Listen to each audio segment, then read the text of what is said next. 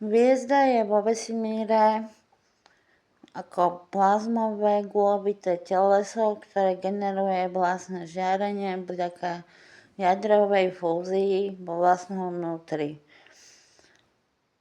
A je riadená gravitáciou. Najľahšie pozorovateľné vesmírne objekty sú hviezdy, tvoria väčšinou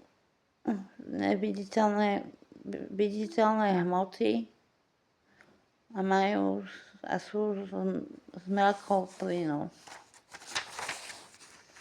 Hviezdna galaxia. Za svoj mraku pochodovali hviezdy ako galaktické vojska. Vesmír bol prikrytý závojom hviezdneho prachu. Vo vesmíre sú miliardy hviezd v znameniach červený trpaslík a veľký malý voz sa premenili na terč.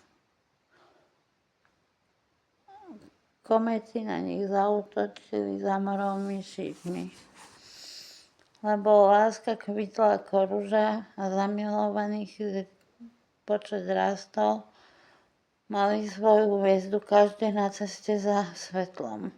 Žiara večného a nesmrteľného svetla budila.